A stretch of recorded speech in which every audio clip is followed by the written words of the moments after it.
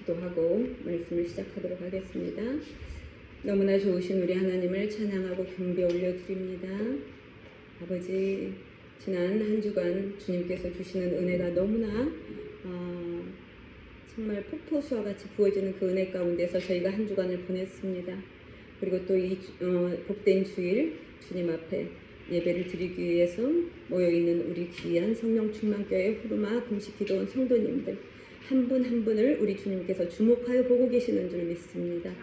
아버지, 말씀을 준비하여 나왔습니다. 두렵고 떨리는 마음으로 말씀을 들고 나왔습니다. 아버지, 주님께서 기름을 부어주셔서 우리 성도님들께 마음문 열고 이 말씀을 받아서 말씀이 하나님의 음성으로 들릴 수 있도록 아버지여 역사하여 주시고 부족한 저에게도 아버지여 은혜를 베풀어 주시어서 말씀을 끝까지 잘 전할 수 있도록 저를 붙잡아 주시옵소서. 감사드립니다. 예수님의 이름으로 기도드리옵나이다. 아멘. 할렐루야. 제목이 상당히 뭐라 그럴까 좀 떠나는 말이 들어가 있죠. 이제 떠나야 할 시간 앞에서 우리가 지금까지 창세기부터 창출내 민신 5개 그 모세오경을 계속적으로 토라 포션으로 나누어 가지고 새 목사님들이 연구해서 전했습니다. 이제는 이 토라 포션이 이제 마지막 단계까지 왔어요. 다음에 이제 에스더 목사님 하시고 진실 목사님 하시면은 토라 포션이 한 번 끝나요. 한 번 끝나는 마지막 즈음에 지금 왔는데 모세도 지금 떠나가게 되어 있어요. 이 신명기 오늘 본문으로 주신 신명기 31장 6절로 우리 같이 한번 합독하시도록 하겠습니다. 너희는 강하고 담대하라. 두려워하지 말라. 그들 앞에서 떨지 말라. 이는 내 하나님 여호와 그가 너와 함께 가시며 결코 너를 떠나지 아니하시며 버리지 아니하실 것이니라 하고. 아멘. 여러분, 여름이 지나가는 것이 보이시나요? 느껴지시나요? 가을이 오고 있는 거 느껴지시나요? 제가 무슨 의미로 이런 말씀을 드리고 있을까요?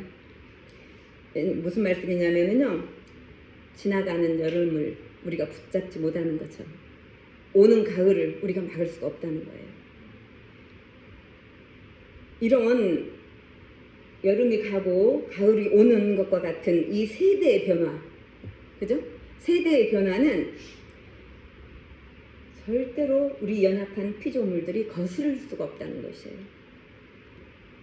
그래서 겸손하게 우리는 그것을 받아들일 수밖에 없다는 거예요.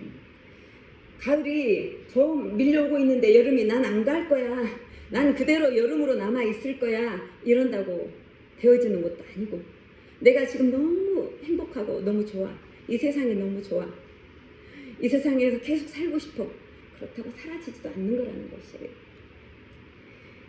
그런 것처럼 오늘 말씀에 모세가 여호수아에게 지도자의 권위를 지금 다 물려주고 떠나는 것처럼 우리도 언젠가는 우리 다음의 세대에게 신앙의 영적 자산을 물려주고 떠나는 날이 있다는 것이에요. 그동안 우리가 나눈 토라 포션 속의 지도자 모세가 이제 세상을 떠나야 하는 시간 앞에 있어요. 그 상황 가운데 나눈 말씀 중에 그 한 부분을 오늘 나눌 거예요. 그것을 히브리어로는 바얄레크라고 해요. 바얄레크. 우리말로는 그리고 그가 갔다라는 부분을 오늘 나누는 거예요. 저는 궁금했어요. 모세가 이스라엘 백성들을 40년간 인도하여서 이제 바로 눈앞에 가나안이 있는데 그곳에 들어가지 못한 채 자기에게 찾아온 죽음이 과연 모세에게는 어떤 마음을 주었을까? 이게 참 궁금해지더라고요. 모세는 그 죽음 앞에서 어떤 모습을 보였을까? 유대 전승에는 이런 말이 있대요. 모세가 너무나 죽기 싫어해서 하나님께 매달렸다. 유대 전승에는 그렇게 나와 있다고 하는데, 여러분들은 어떻게 혹시 생각하세요? 그런데 상식적으로 생각해봐요. 40년 동안 어렵사리 그 200만 명이 넘는 이스라엘 백성들을 인도해내서 하나님의 많은 큰 기적을 다 바라보고 하나님 살아계심을, 역사하심을 다 체험하고 이제 정말 하나님이 약속하신 저 가나안 땅이 내 눈앞에 있는데 그곳에 들어가지 못하고 나는 여기서 죽어야 된다라고 생각할 때 과연 모세의 마음이 기뻤을까요? 모세는 하나님의 얼굴을 얼굴 대 얼굴로 본 유일한 사람이었어요. 우리는 영으로 느끼지만 모세만큼은 성경 가운데서 하나님의 얼굴을 직접 본 사람이었었어요.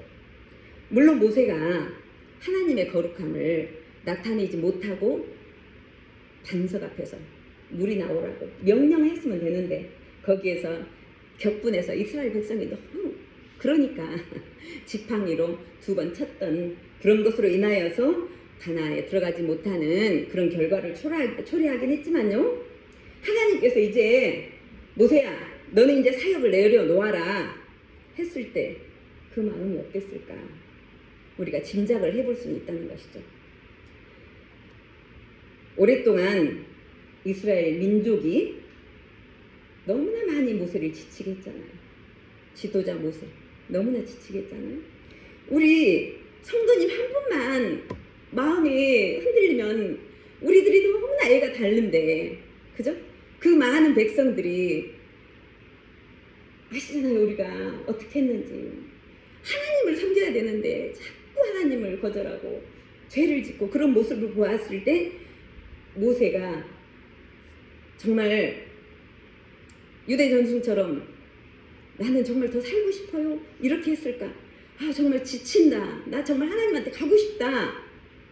우리 한 번씩 그런 말 우리 한 번씩 그런 말 합니다. 나 지금 기도할 때 너무 은혜가 부어지면은 하나님 이때 좀 데려가 주세요. 다 이해하시죠? 어떤 마음인지? 그런데요, 우리가 다 할 수는 없지만 죽음 앞에서 기쁜 마음을 유지한다는 것은 꽤나 어려운 일이 아닐까 싶어요. 그 이유가 있어요. 왜 죽음 앞에서 기뻐할 수가 없을까요? 죽음이라는 것은요, 하나님께서 만든 것이 아니기 때문에 그래요. 맨 처음 하나님은 아담에게 영원한 삶을 주셨어요. 그런데 그것을 마귀에게 빼앗겨버렸잖아요. 그리고 우리가 이렇게 보면 하나님께서 만들지 않은 것들은 인간에게 반드시 고통을 줘요. 그 중에 특히 죄가 그래요. 죄는 하나님이 만든 게 아니잖아요. 그죠? 반면에 하나님이 만드신 모든 것은 얼마나 아름답고 사모가 되고 그런가요? 하나님이 만드신 저 천국, 하나님의 사랑, 정의와 공의, 진실, 죽으면 죽으리라, 나라를 위해서 목숨을 바치는 그런 의리, 이런 것들은 다 하나님으로부터 비롯되는 것이잖아요. 그죠? 그런 것들은 아름다워요. 사모가 되고 나도 저렇게 하고 싶다. 나도 꼭창국에 가고 싶다. 나도 바르게 살고 싶다. 진실되게 살고 싶다. 이런 아름다움이 우리를 사모하게 만들잖아요. 그래서 저는 모세도 죽음을 받아들일 수밖에 없었으나 기쁜 마음은 아니었다라는 생각이 들어요. 왜냐하면 죽음은 하나님으로부터 온 것이 아니기 때문에. 죽음이 우리에게 필수 불가결한 영역이긴 하지만 결코 죽음 자체가 우리에게 소망이 될 수는 없다는 거예요. 그때나 지금이나 죽음은 두려운 것이고 죄로 인한 저주라는 거예요. 하나님은 인간을 불멸하는 존재이자 신성한 존재로 창조하셨지만 그 영역을 우리가 죄로 인해 빼앗긴 상태가 되어버렸다는 것이에요. 그런데 우리는 이 죽음과 반드시 맞서 싸워서 다시 영원한 생명을 우리가 쟁취해야 된다는 거예요. 그렇다면 어떻게 우리가 죽음과 맞서서 싸울 수 있을까요? 있습니다. 하나님께서 우리에게 주신 길이요 생명이요 부활의 첫 열매이신 예수 그리스도, 그분을 우리가 붙잡으면은 영원한 생명을 살 수가 있다는 것이에요. 우리에게 영원한 생명을 주시는 예수님을 왕으로, 구원자로, 나의 신랑으로 받아들이는 그 인생에게는 영원히 살 수 있는 길을 열어놓으셨다는 것이에요. 죽음을 이기고 영원히 살 수가 있다는 것이에요. 우리는 그것을 소망하며 준비하고 있어야 되는 것입니다. 오늘 본문은 신명기 31장에서 가장 중심적인 구절이에요. 모세가 죽고 여호수아가 리더가 되는 전원기 상황 속에서 이스라엘 백성들도 두려워하고 지도자들도 다 두려워하는 상황 가운데 있었어요. 그때 이 말씀처럼 강하고 담대하라, 두려워하지 말라, 그들 앞에서 떨지 말라, 또 이따가 나오겠지만 말씀을 기록하여서 가르치고 낭독하라 했던 이유가 있었다는 거예요. 왜냐하면요, 그들이 들어갈 가나안 땅에 만만치 않은 상황들이 우리를 기다리고 있다는 것이에요. 그런 상황을 우리가 말씀을 가지고 이겨내지 않으면은 우리는 이길 수 없다는 것을 말씀을 지금 하고 계신다는 거예요. 세상을 살아내기 쉽지 않다. 너희가 하나님의 말씀 없이 인생을 살아가는 것, 가나안을 차지하는 것은 쉬운 일이 아니다라는 그런 말씀을 하고 계신다는 거예요. 너희들을 무너뜨릴 강력한 적들이 저 가나안이라는 땅, 이 세상 가운데 너무나 많다. 지금 이렇게 말씀하고 계신다는 거예요. 그런 것들이 있기 때문에 두려워하지 말라는 것이죠. 두려워할 존재가 있기 때문에 두려워하지 말라는 것이에요. 그러나 내가 너희와 함께 있다, 이걸 믿으라는 것이죠. 이스라엘처럼 우리도 사실 미래가 불확실할 때는 어느 정도 두려움을 피할 수가 없어요. 그러나 다시 말씀드리지만 하나님이 우리와 동행하고 계신다. 우리 길을, 아까 장로님이시죠? 집사님이세요. 아까 말씀하시는데 우리가 계획을 세워도 그 길을 인도하시는 분은 하나님이시다. 잠언의 말씀을 아까 저하고 좀 잠시 나눴거든요. 하나님은 당신의 자녀들을 인도하셔서 그 길을 승리할 수 있도록 만드시는 분은 하나님이시라는 거예요. 그래서 내가 사는 이 인생길이 내 눈에는 길이 막혀 있는 것처럼 보여도 하나님은 길을 여시는 분이시라는 거예요. 우리가 때로 흔들려도 하나님은 끝까지 우리를 놓지 않는 분이시라는 것을 믿으시기 바랍니다. 그래서 저와 여러분이 굳게 믿고 힘을 얻고 함께 나가시길 축복해요. 할렐루야. 다시 한번 합독을 하시겠습니다. 31장 10절로 12절. 좀 길지만 같이 큰 소리로 읽어보시도록 할게요. 또 모세가 율법을 썼습니다.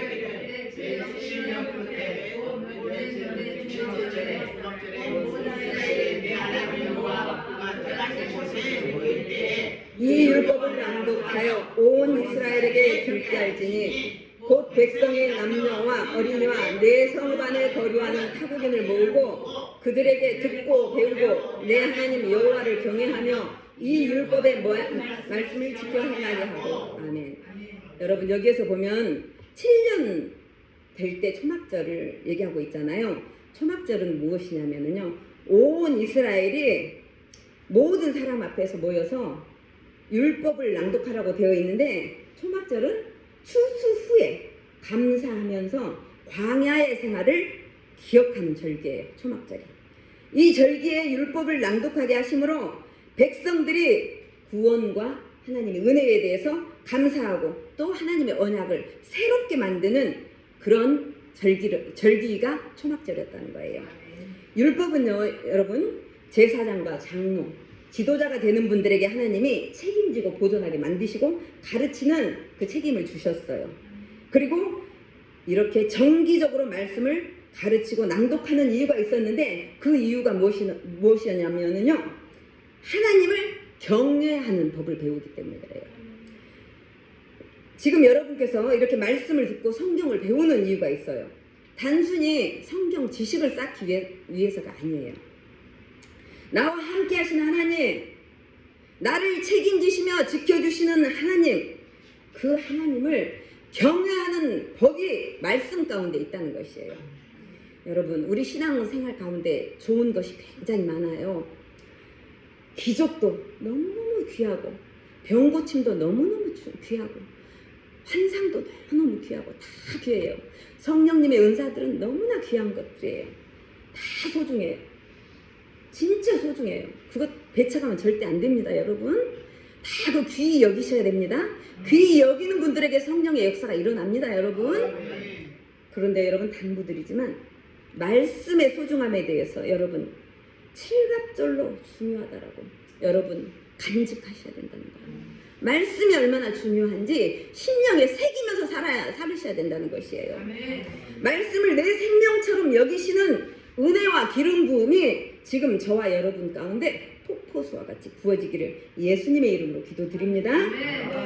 왜냐면은요, 하나님의 말씀 안에는 생명이 있기 때문에 말씀을 귀하게 여기고 꿀송이처럼 달게 먹고 생명수처럼 마신다면 말씀 안에서 하나님에 대한 경외감이 회복될 것이고 여러분은 흔들리지 않는 믿음의 소유자, 천국을 소유하는 은혜 가운데서 지낼 수 있다는 것이죠. 여러분, 때로 마음이 정리되지 않고 약간 혼란이 찾아올 때 바로 성경을 펼쳐서 한 장이라도 읽어보세요. 그때 주시는 저 심령 깊은 곳에 밀려오는 평안함이 있으실 거예요. 그것을 느껴보시면 살아계신 하나님에 대한 경외감 앞에 여러분이 반드시 서시게 될 거예요. 그렇게 말씀을 누리는 저와 여러분이 되시기를 예수님의 이름으로 축복드립니다. 또 신명기 31장 16절 같이 합독하실까요? 네. 또 내 세상과 함께 누려오는 이 백성을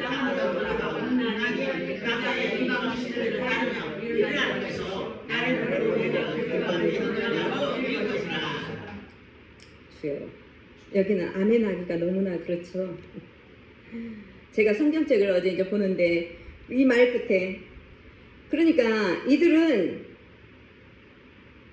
그러니까 모세가 죽고 나면 이 백성들은 가나안 땅에 들어가서 음란하게 이방 신들을 따르며 일어날 것이다. 하나님을 버리고 하나님과 맺은 언약을 그들은 다 어겨버릴 것이다. 이 말씀이잖아요. 근데 거기에다 제가 주님하고 이렇게 탄식하는 표현을 제가 적어놨더라고요, 성경책에. 언제 그랬는지 저는 기억이 안 나지만 그때 성경을 읽을 때 절망적인 하나님의 마음이 저에게 전달되었던 것 같아요. 여전히 이 말씀은 너무나 가슴 아픈 말씀 같아요.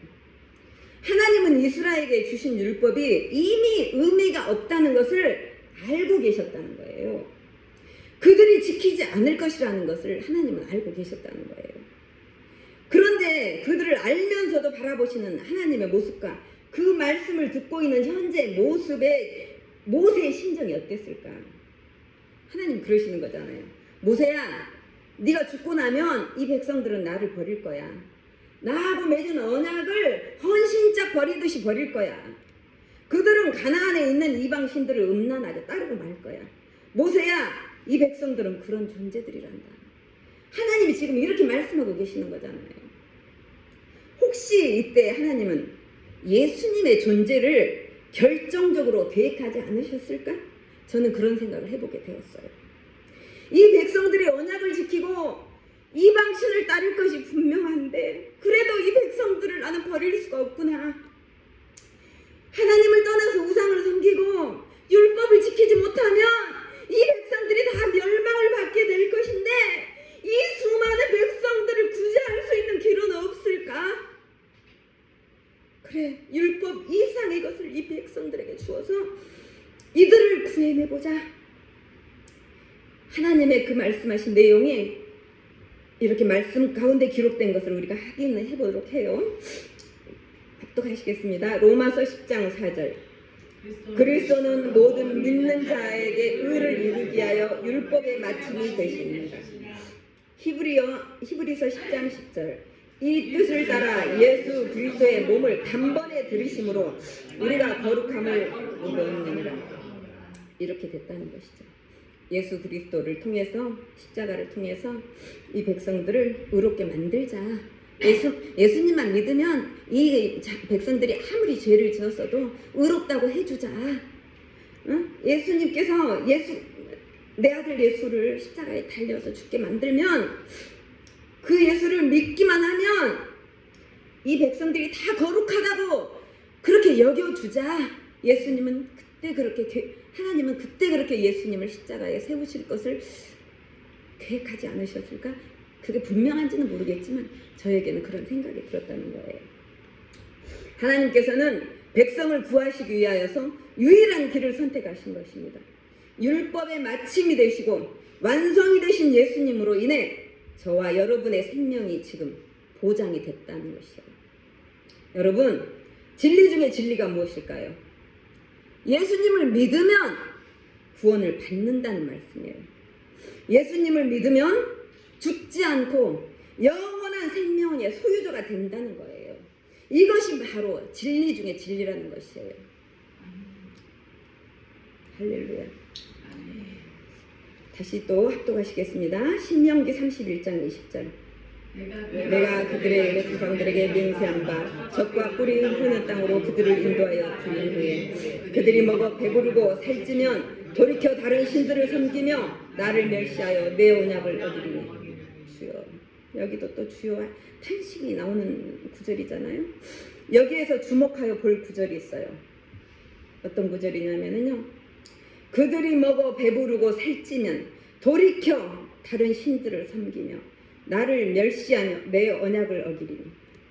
여러분, 이스라엘의 육신이 풍요하면 결과물이 이렇다는 것이에요.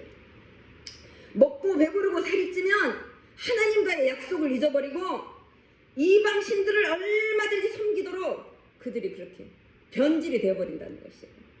하나님은 이미 그것을 아셨다는 것이잖아요. 이것은요, 단지 이스라엘만의 문제가 아니에요.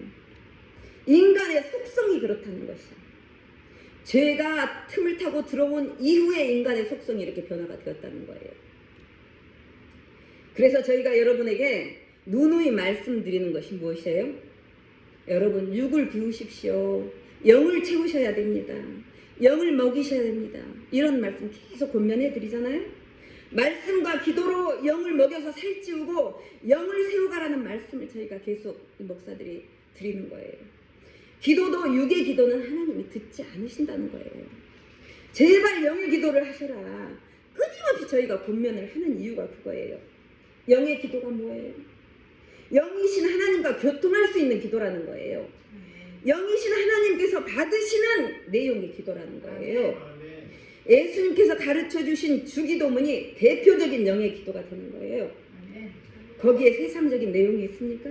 세상적인 내용이 하나도 없어요. 하나님의 뜻만 이루어지기 원하는 그런 기도를 할 때 하나님은 세상에서 우리에게 필요한 모든 것을 채워주신다는 거예요. 영의 기도를 해야만이 하나님의 우리의 육의 필요를 채워주신다는 거예요. 기도에 줄을 잘 잡으시기 바랍니다. 그리고 또 여러분, 우리가 영이 배부르면 어떻게 될까요? 육이 배부를 때 나타나는 현상과 완전히 다른 결과물이 나오는 거예요. 어떻게? 예수님을 사랑하게 되는. 예수님을 사랑하면 자연스럽게 하나님의 법을 지키려고 하는 그 마음이 심령 깊은 곳에서 올라온다는 거예요. 영이 풍성해지면 여러분, 율법을 지켜야 하는 강박에 의해서 지키는 것이 아니라 예수님을 사랑하기 때문에 자연스럽게 그 은혜가 우리를 덮어서 예수님, 하나님의 법이 소중하고 죄가 미워지게 되고 그렇게 된다는 것이에요. 그래서 우리가 하는 말이 있어요. 고난이 유익이다. 왜 그래요? 고난 가운데서는 적어도 하나님을 붙잡는 은혜가 있다는 거예요. 그런데 여러분, 고난이 잠시 끝나잖아요. 바로 변질된 그런 모습들을 우리는 절대로 경계를 해야 된다는 거예요. 하나님이 은혜를 주셔서 고난이 끝났다. 바로 하나님을 뒤돌아서서 모른 체 하시면 안 된다는 말씀이에요. 그런데도 우리 인간들은 계속 하나님 앞에 이렇게 배신의 모습을 보였잖아요. 그런데 하나님 어떻게 우리를 대하시나요? 합독도 해보실게요. 호세아 11장 8절 같이 읽어보셔요. 에브라임아, 내가 어찌 너를 놓겠느냐? 이스라엘이여, 내가 어찌 너를 버리겠느냐? 내가 어찌 아드마같이 놓겠느냐? 어찌 너를 소임같이 두겠느냐? 내 마음이 내 속에서 돌이켜 나의 긍휼이 온전히 불붙는 듯 하도다. 이 말씀은 이스라엘이 하나님을 배신하고 다른 신을 따랐을 때 한탄하시는 장면이었어요. 여기에서 에브라임은 북이스라엘을 대표하는 이름이지만 여기에서 좀 생소한 이름을 우리가 볼 수가 있어요. 내가 어찌 너를 아드마같이 두겠느냐, 어찌 너를 스보임같이 두겠느냐 하시는데, 아드마와 스보임은 창세기 19장에 등장하는 소돔과 고모라와 함께 완전히 멸망해버린 성읍이라는 거예요. 그러니까 우리 하나님은 이렇게 심판을 말씀하실 때도 눈물겨운 아버지의 사랑을 담아서 말씀하고 계신다는 거예요. 언약에 대해서 신실하신 하나님, 아브라함과 약속하신 언약을 우리가 아무리 불순종해도 끊임없이 지금까지도 이루어 가신 그 하나님을 우리가 말씀으로 또 보십시다. 합독하시겠습니다. 디모데후서 2장 13절. 우리는 믿음이 없을지라도 주는 항상 믿으시니 자기를 부인할 수 없으시리라.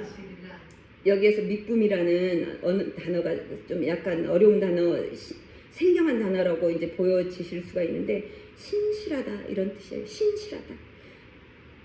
성실하게 지키시는 거. 우리에게는 약속을 지키는 성실함이 없어도 하나님께서는 너무나 신실하셔서 자기가 하신 언약을 부인하지를 못하신대요. 그래서 그 언약을 우리는 안 지켜도 하나님은 지키고 계신다는 거예요. 또 하나 더 합독하실게요. 로마서 5장 8절. 우리가 아직 죄인 되었을 때 그리스도께서 우리를 위하여 죽으심으로 하나님께서 우리에 대한 자기의 사랑을 확증하셨느니라. 아멘. 하나님은 그들의 범죄와 타락을 아시면서도 이미 그들을 위한 십자가의 길을 준비하고 계셨던 것이에요. 이스라엘의 불순종은 하나님의 계획을, 십자가 계획을 오히려 선명하게 드러나게 했던 그런 계기가 되었다는 것이에요. 지금 저와 여러분이 때로 실패할 수도 있고 연약할 수도 있지만 우리의 하나님의 약속은, 우리를 향한 하나님의 약속은 오늘 이 시간에도 변함없이 이루어가고 계시는 줄을 여러분 믿으시기 바랍니다. 너무 길어지면 안 되니까 한 부분만 더 나누고 말씀을 마치도록 하겠습니다. 신명기 31장 29절 합독하시겠습니다.